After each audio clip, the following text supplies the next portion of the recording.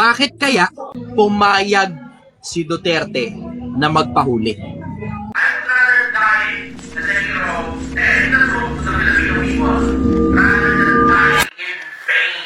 Yung nangyari na paghuli kay Duterte, hindi natin alam kung constitutional ba o hindi. Let's all agree na hindi natin alam kung yung paghuli kay Duterte constitutional ba o hindi. Former President Duterte has been a prosecutor for a very long time. Mahabang panahon na prosecutor si Duterte. Naiintindihan niya ang batas at hindi pwedeng basta mo na lang damputin ang tao nang hindi ka sigurado kung ano-ano yung papel na hawak nila. Basta ang papel, international galing. Dumaan sa Interpol, galing sa ICC.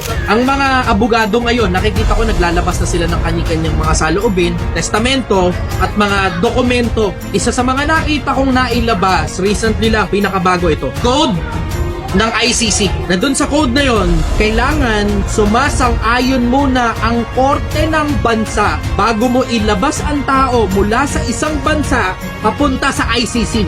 Ewan ko kung nakita nyo na yun. Diyan sa parte na yan ng ICC, walang korte na dinaanan si Duterte sa Pilipinas. So ano ngayon ang tunog? Ang tunog, nagmamadaling kunin si Duterte. Isa pang tunog din at the same time, mismong PNP at yung presidente na pubayag hindi sumusunod doon sa code ng ICC. Pati ICC hindi rin sumusunod. Ganun ang labas. So ang malaking possibility niyan, dahil doon pa lang sa pagkakahuli kay Duterte, mali na. Halos lahat ng ebidensyang ilalabas, possible na manalan po. Ngayon, eto ngayon ang malamang na mangyayari. Ang Duterte pumayag. Bakit? Kasi nakikita niyang possible, unconstitutional yung gagawin sa kanya. Dadalhin siya sa labas ng bansa.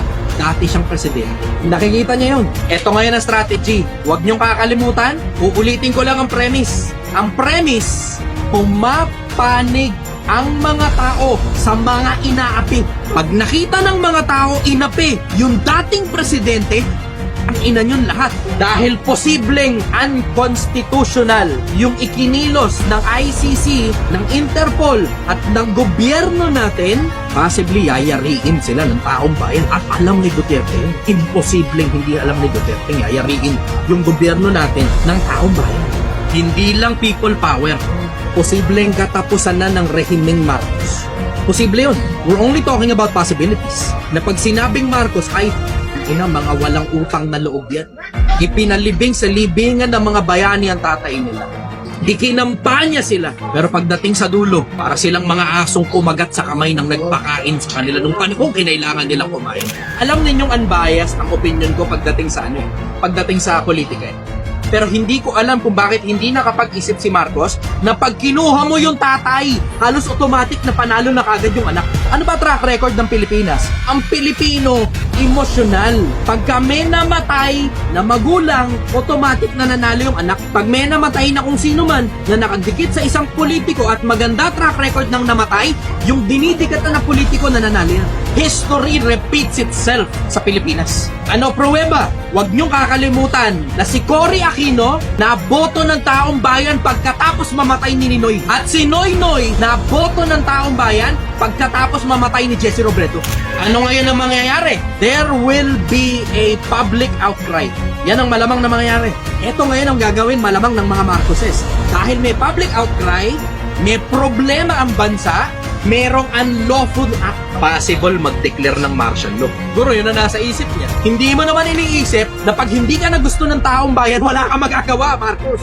If there is a public outcry at ang mga tao ay willing nang mamatay sa kalsada, wala ka nang magagawa kahit mag-martial law ka pa. Pero sa akin overall, derechahan, I'm looking into the possibility na strategic si Duterte dun sa pagsama niya doon at hindi yan basta na lang sumama siya dahil pinwersa siya. Hindi yan sumama na lang siya kasi pinwersa siya o dahil hindi niya na kaya lumaban o matanda na siya o mahina na ulo niya. I don't think so.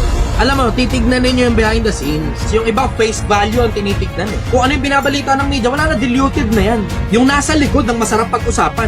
Isip kayo behind the scenes. Laging merong strategy behind. Alam ni Duterte, matanda na siya. Inihahanda niya na yung susunod.